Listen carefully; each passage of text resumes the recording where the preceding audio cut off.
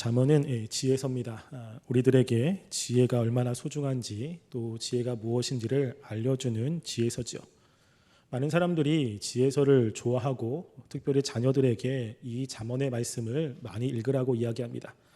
저도 어렸을 때 부모님이 잠언이 31장까지 있기 때문에 매일 한 장씩 읽으라고 강요를 당한 적이 있습니다. 그만큼 부모님도 자녀들이 지혜롭게 살기를 원하고 또 우리 자신도 지혜롭게 살기를 원하는 마음이 다 있는 것 같습니다.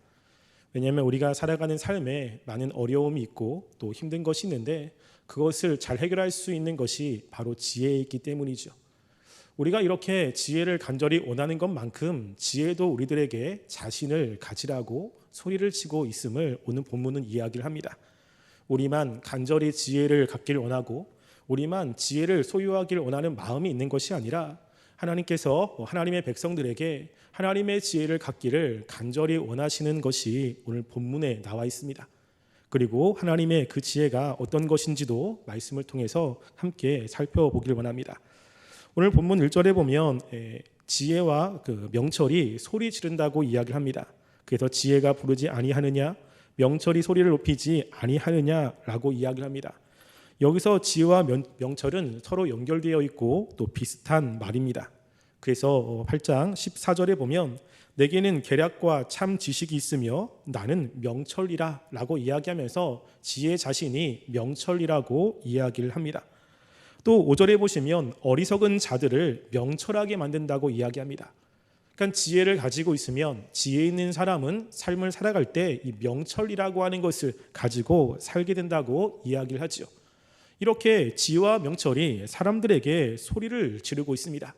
소리를 지른다는 것은 많은 사람들이 지혜의 소리를 듣고 자신에게 오라고 자신의 말을 듣고 지혜롭게 살라고 이야기를 하고 있는 것이죠. 그래서 이 지혜는 작게 이야기하는 것이 아니라 큰 소리로 반복적으로 사람들에게 이야기합니다. 그만큼 이 지혜도 많은 사람들이 알았으면 하고 또 많은 사람들이 이 지혜를 소유하여 살기를 원하는 마음이 있기 때문에 그렇지 않겠습니까? 그런데 이 지혜가 이렇게 사람들에게 소리를 지르는데 그 소리는 장소가 있습니다. 2절과 3절에 보면 지혜가 소리는 장소를 여러 가지로 이야기를 합니다. 지혜가 소리진다는 것은 그곳에 지혜가 필요하다는 것이죠. 지혜가 아무 곳에다 소리지는 것이 아니라 이렇게 지혜가 필요한 사람들에게 소리를 질러서 그곳에서 지혜롭게 행동하라고 이야기를 합니다. 그 지혜가 소리지르는 곳이 2절과 3절에 있는데요. 그곳에 보면 그 길가의 높은 곳과 내 사거리에 서며 성문격과 문 어기와 여러 철을 물에서 불러 이르되 라고 이야기를 합니다. 이 지혜가 소리치는 곳은 첫 번째로는요, 길가라고 하는 곳에서 소리를 지릅니다. 길가라고 하는 것은 문자적으로는 길이라고 하는 뜻이 있지만 이것이 성경에서 은유적으로 쓰면요, 삶의 방식이라는 뜻이 있습니다. 즉 우리가 살아가는 일상적인 생활에서 지혜가 소리 지르고 있는 것이죠.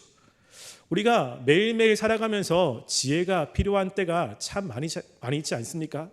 특별히 가정에서 보면 자녀와의 문제나 부부간의 문제, 또 경제적인 문제, 이런 부분에서 지혜가 참 많이 필요합니다.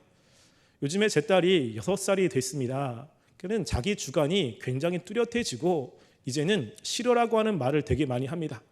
부모님이 싫어하는 것들도 눈치 보면서 하고 나중에 발각이 되면 그냥 웃음으로 넘어가는 거예요. 그러면 제가 자녀를 어떻게 키워야 될까 고민을 합니다. 혼내야 되나? 넘어가야 되나? 매를 들어야 되나? 여러 가지 고민이 되게 많이 되더라고요. 그러니까 6살이 되니까 작년하고는 달라지는 거예요. 너무 혼란스러워서 유튜브를 찾아봤습니다. 6살의 특징이 뭔가? 왜 이렇게 바뀌었는가? 그는 잘 모르겠는 거죠. 우리가 자녀를 잘 키우기 위해서 또 자녀와의 관계를 잘 하기 위해서 지혜가 필요합니다. 부부간의 관계도 마찬가지죠. 평상시는 좋은데 어떤 문제가 생겼을 때, 마음이 상할 때 이것을 어떻게 풀어야 되는가? 지혜롭게 풀어야 아무런 문제가 없이 잘 해결할 수 있는데 지혜가 없으면 더 문제를 만들지 않습니까? 그러니까 일상의 생활에서 지혜가 굉장히 필요합니다. 그래서 지금 지혜는 길가에서 사람들이 있는 곳에서 소리를 지르고 있고요. 높은 곳에서도 소리를 지릅니다. 높은 곳이라고 하는 것은 가장 높은 꼭대기라고 하는 뜻인데요. 이것은 공적인 자리라고 하는 의미도 있습니다. 그러니까 사람들이 많이 있는 곳에서 이 지혜가 필요하죠. 한 공동체 안에서 어떤 일을 해결할 때, 또 사람들과 함께 관계를 맺을 때, 그리고 일을 추진할 때 그 지혜가 필요하지 않습니까? 잘못된 결정을 하거나 잘못된 선택을 하면 그 모든 사람들이 다 어려워지지요. 그러니까 그곳에서도 지혜가 필요합니다. 또 성문에서도 지혜가 필요합니다. 성문이라고 하는 것은 이 당시에 장사, 재판, 공정한 업무들이 이루어지는 곳입니다. 그래서 많은 사람들이 이 성문 앞에 모여서 재판을 하기도 하고 여러 가지 상업 거래를 하기도 하고 또 여러 가지 이야기를 나누기도 하고 이러한 삶의 전반적인 부분들이 이루어지는 곳입니다. 그러니까 이런 곳에서 지혜가 소리를 지르고 있는 것이죠. 그래서 이 후반부에 보면 잠언 8장 15절 16절에 보면 이 지혜로 다스리는 곳을 이야기를 하는데요. 거기에 나로 말미암아 왕들이 치리하며 백성들이 공의를 세우며 나로 말미암아 재상과 존귀한 자 곧 모든 의로운 재판관들이 다스리느니라 라고 이야기합니다. 즉 지혜로 인해서 이 세상에 있는 많은 사람들이 다스려진다라고 이야기를 하죠. 그만큼 이 지혜는 우리가 살아가는 곳곳에 필요하다는 것입니다. 그래서 이 지혜는 삶의 곳곳에서 소리를 지르고 있습니다. 그런데 이 지혜가 부르는 대상을 이제 4절과 5절에서 이야기합니다. 지혜가 누구를 향해서 지금 소리를 지르고 있는가? 누구에게 지금 자신의 목소리를 들으라고 하고 있는가라고 하는데요. 그 4절 말씀에 보면 가장 먼저 나오는 단어가 너희들이라고 하는 것입니다. 지금 이 지혜는 막연하게 소리를 지르지 않습니다. 어떤 대상을 생각해서 지금 명확하게 소리를 지르고 있습니다. 그 대상이 4절에서는요 사람들과 인자들이라고 이야기를 합니다. 그래서 사람들아 너희를 부르며 내가 인자들에게 소리를 높이노라 라고 이야기합니다. 사람과 인자는 같은 말 같지 않습니까? 근데 원어가 조금 다릅니다. 사람이라고 하는 것은 이슈라고 하는 단어를 쓰고 있는데 이것은 일반적인 사람을 지칭하는데 간혹 위대한 사람, 힘있는 사람, 유능한 사고, 가치 있는 사람을 지칭할 때도 사용을 합니다. 인자라고 하는 것은 아담이라는 뜻입니다. 아담이라는 뜻의 의미는 낮은 사람, 비천한 사람이라고 하는 의미가 있습니다. 그러니까 여기서 지금 이 지혜가 모든 사람들아라고 하는 것이 아니라 명확하게 두 대상을 이야기하죠. 이 세상에서 지위가 높은 사람, 그리고 어떠한 훌륭한 업적에 있는 사람들, 근데 또 한편으로는 굉장히 낮은 사람들, 이런 사람들에게 지금 이야기를 합니다. 그랬다는 것은 이 히브리서에서 가장 높은 처음과 마지막을 이야기한다는 것은 그 중간에 있는 모든 대상을 다 아우르는 이야기입니다. 즉 이 세상의 모든 계층, 인종, 성 모든 것을 포함하는 사람들에게 이야기를 하죠. 그렇지 않습니까? 이 세상을 살아가는 모든 사람들이 다 지혜가 필요합니다. 그러면서 5절에 보면 그 지혜가 꼭 필요한 사람들을 조금 제한적으로 이야기를 합니다.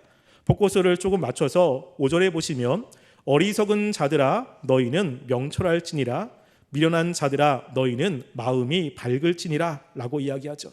특별하게 모든 사람 가운데 어리석고 미련한 사람들을 초점으로 맞춰서 이야기를 합니다. 여기서 미련하다라고 하는 뜻은 단순하고 순진하며 신중하지 못하여 쉽게 실수하여 죄를 범하는 사람들이라는 뜻이고요. 어리석은 사람은 미성숙하여 옳은 것을 분별하지 못하는 사람들이라고 이야기합니다. 지금 이 지혜는 이런 사람들에게 지혜를 가져서 명철하라고 이야기를 합니다. 이 명철이라는 뜻은 통찰력, 이해력, 분별력을 이야기하죠.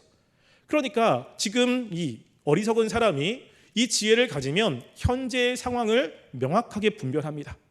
무엇이 문제인지, 그리고 내가 어떻게 해야 되는지를 명확하게 압니다. 그래서 다른 것을 하지 않고 그 문제의 핵심을 가지고 그 일을 처리해 나가고 어떤 일을 해결해 나가는 것과 관련이 있는 것이죠. 어떤 사건이 벌어집니다. 그러면 그것을 어떻게 해야 되지 고민하지 않습니다.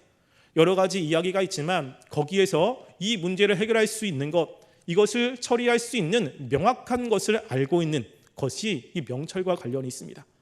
그런데 이런 것은 어리석고 미련한 사람들에게 필요한 것이죠.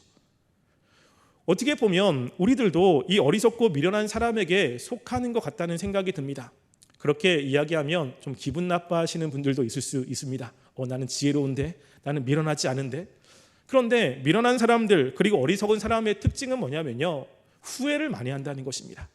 나중에 이것이 처음에는 옳다라고 이야기했지만 시간이 지나서 그게 아닌 거죠. 자꾸만 후회를 합니다. 그리고 어리석고 이 미련한 사람들은 자꾸만 혼란을 해서 어떻게 선택해야 될지, 무엇을 해야 될지 모르는 것도 있습니다. 지혜로운 사람은 명확합니다. 이것은 이거야. 그리고 흔들리지 않습니다. 많은 사람들이 많이 이야기하고 저 이야기를 해도 그 이야기에 흔들리지 않습니다.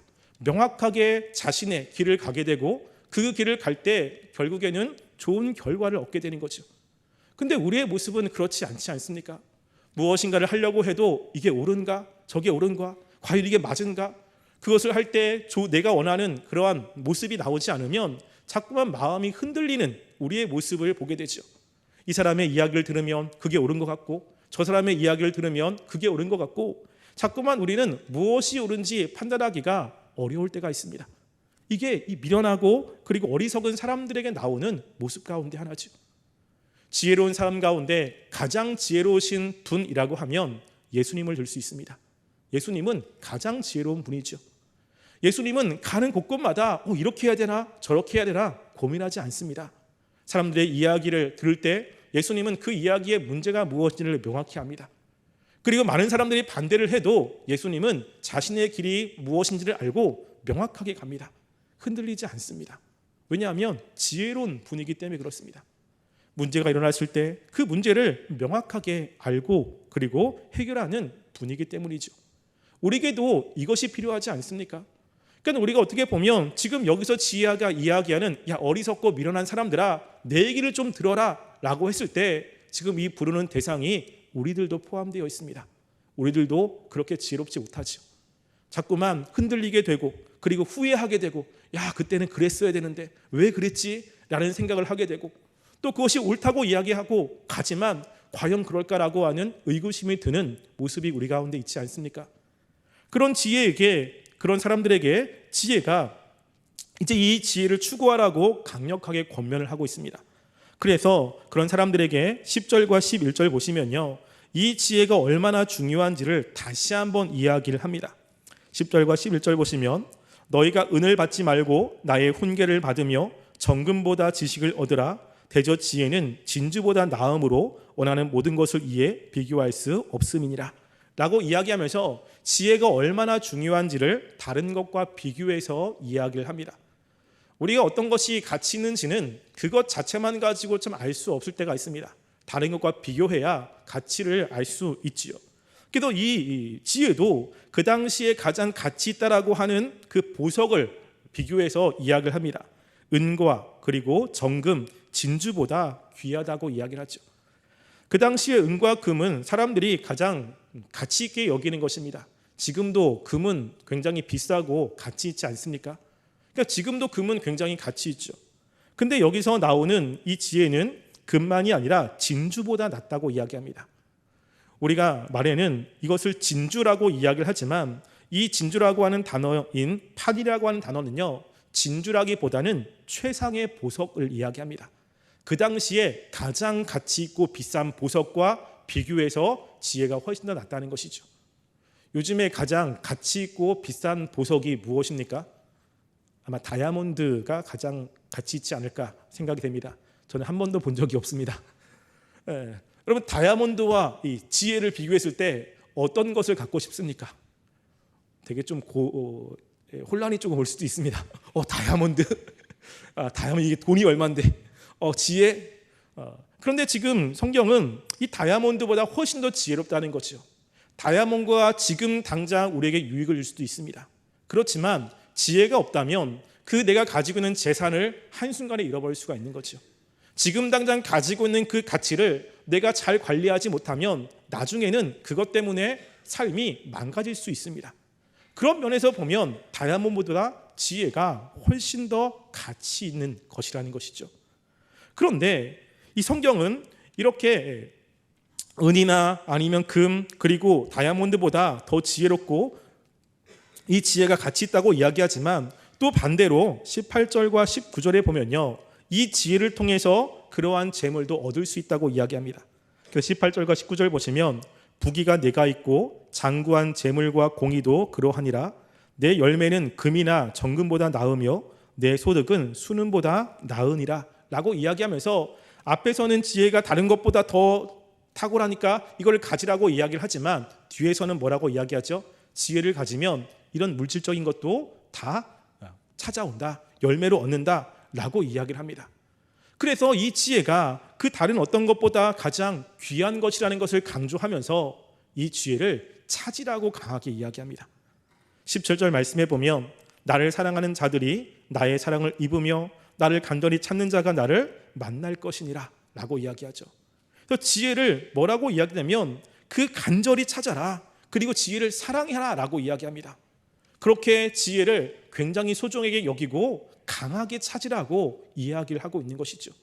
그냥 지혜가 있었으면 좋겠다, 야 지혜로운 삶이 나에게 있었으면 좋겠다 라고 끝나는 것이 아니라 지혜에 대한 갈망을 이야기합니다. 다른 어떤 것을 사랑하는 것처럼 정말로 나의 삶의 지혜가 너무나 중요하고 너무나 필요하고 이것이 있었으면 한다라고 하는 강렬한 열망을 가지고 찾으라는 것입니다. 그래야 찾을 수 있다는 것이죠. 그렇게 가야 된다는 것입니다. 우리에게 이러한 열망이 있습니까? 지혜가 있고 싶어 하는 이런 이야기지만 그렇게 강한 열망으로 찾습니까?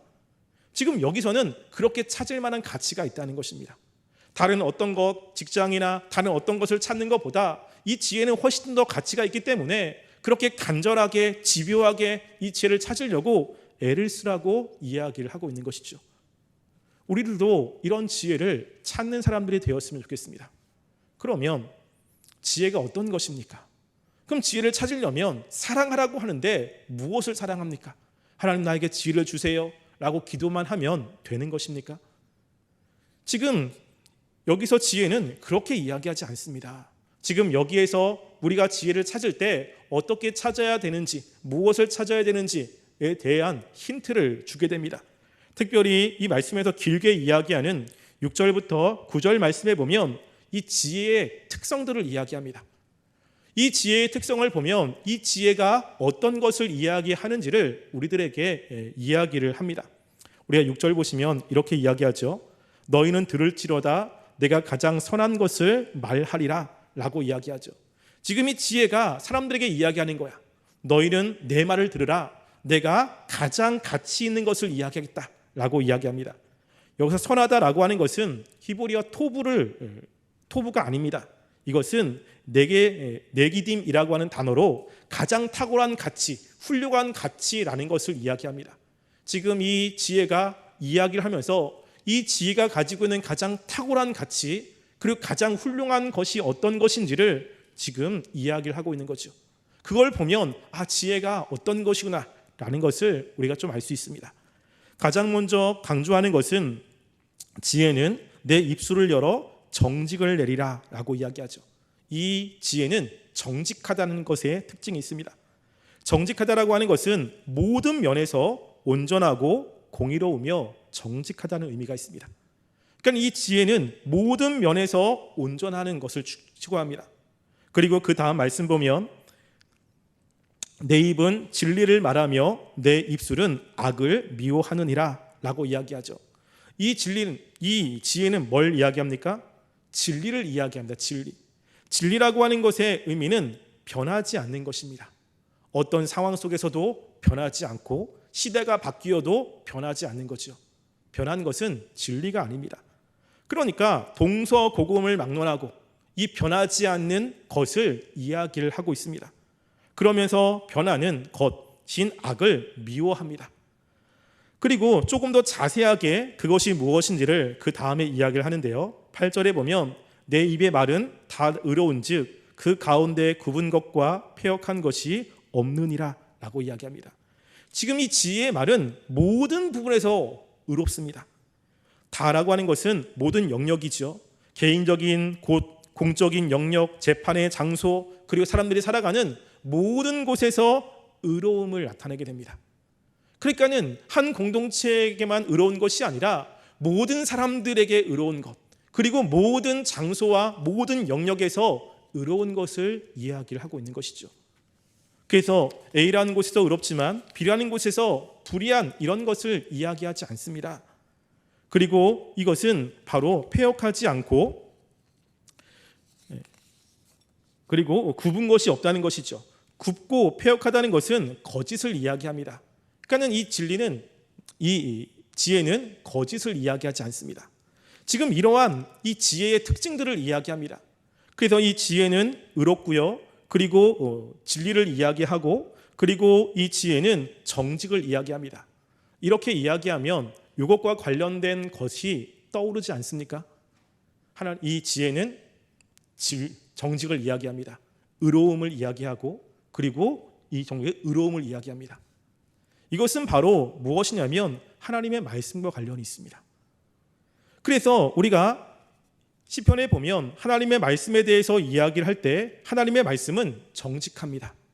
시편 33편 6절에 보면 여호와의 말씀은 정직하며 그가 행하시는 일은 다 진실하시니라 라고 이야기하죠. 하나님의 말씀은 정직합니다.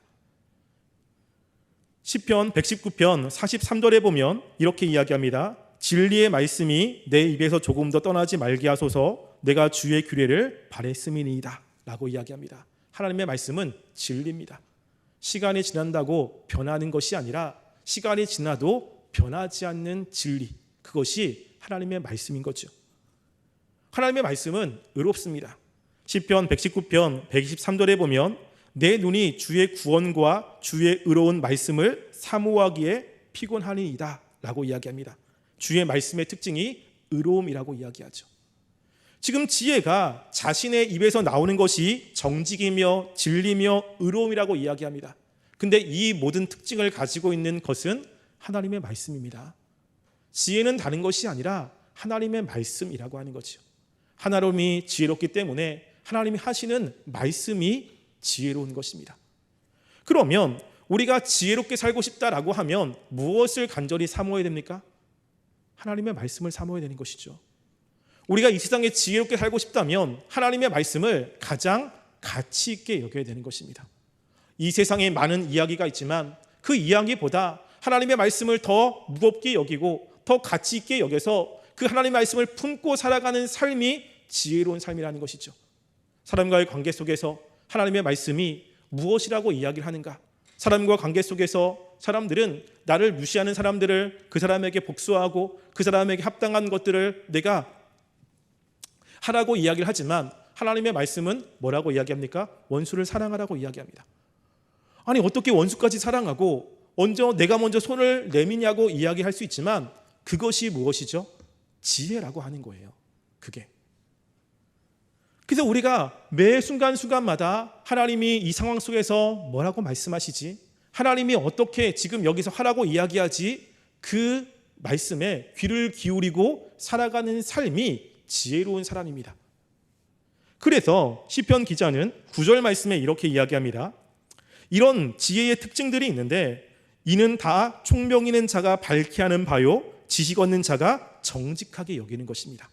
즉 지혜로운 사람은 지금 지혜가 이렇게 여기는 것에 대해서 다 수긍한다는 거죠. 맞아, 그런 거야. 근데 어리석은 사람은 뭐라고 이야기합니까? 지혜가 그렇게 얘기하는데 그건 아니야. 상황이 그런데, 여건이 그런데 어떻게 그럴 수 있어? 라고 이야기를 합니다. 지혜로운 사람은 지혜가 이야기하는 말을 듣고 거기에 동의하고 그것이 옳다고 확신하며 나아갑니다. 마음이 흔들릴 때 이 지혜가 이야기하는 이야기를 듣고 다시 한번 마음을 다잡고 그리고 그렇게 나아갑니다. 이게 지혜로운 사람이라는 거죠. 우리가 하나님의 말씀을 들을 때 우리는 어떠한 반응들을 하고 있습니까? 하나님의 말씀 가운데 축복의 말씀을 들으면 아멘, 하나님 그렇게 되길 원합니다. 그런 축복을 나에게 주시옵소서 라고 이야기하지만 하나님이 우리들에게 그런 말씀이 아니라 때로는 불편한 말씀을 줄 때가 있습니다. 나의 죄악들을 이야기하고 내가 옳다라고 생각하는 것들을 아니라고 이야기할 때 우리는 어떻게 반응합니까? 하나님 그건 맞는데요, 지금 이런 상황에서는 그게 아닙니다 라고 반응한다면 우리는 여기서 이야기한 어리석은 사람들이 되는 것입니다. 이 세상에서 가장 지혜로운 분은 하나님이십니다. 이 세상의 모든 것들은 하나님이 만드셨습니다. 자연의 질서, 인간의 질서, 인간과 인간 사이에 일어나는 그 모든 것 가운데 어떻게 해야 가장 행복하고 어떻게 해야 사람과의 관계가 좋아지는지를 누구보다 하나님이 가장 잘 아십니다. 그리고 우리들에게 사람과의 관계 속에서, 자연과의 관계 속에서, 하나님과의 관계 속에서 행복하고 화평하게 살게 하기 위해서 하나님이 우리들에게 지혜로운 삶을 말씀하고 있는 것입니다. 그래서 우리가 지혜로운 삶을 살고자 한다면 끊임없이 하나님의 말씀에 집중해야 되고 하나님의 말씀을 통해서 우리의 삶을 다시 한번 돌이켜보는 것이 필요한 것입니다. 내 생각과 하나님의 말씀이 다를 때 내 생각을 고집하는 것이 아니라 하나님의 말씀에 내 생각을 굴복하는 것이 필요한 것이죠. 이게 지혜로운 삶의 모습이라는 것입니다. 그래서 우리가 지금 여기서 이야기하는 이 지혜를 갖고자 한다면 우리는 늘 기도해야 됩니다. 우리는 자꾸만 어리석은 마음들이 마음속에 있어서 하나님의 말씀을 들으면 그것을 거부하고 싶을 때가 있습니다. 하나님, 우리가 하나님의 탁월하심, 하나님의 그 지혜를 인식하고 하나님의 말씀을 들을 수 있게 하시고 그 말씀을 통해서 우리의 모습을 볼 수 있도록 우리들에게 지혜의 마음을 주시옵소서 기도해야 됩니다. 하나님, 우리가 하나님이 말씀하신 것들이 때로는 내가 볼 때는 옳지 않은 것처럼 보이지만 하나님은 우리보다 탁월하신 분이기 때문에 우리가 그 하나님의 말씀을 경청하길 원합니다.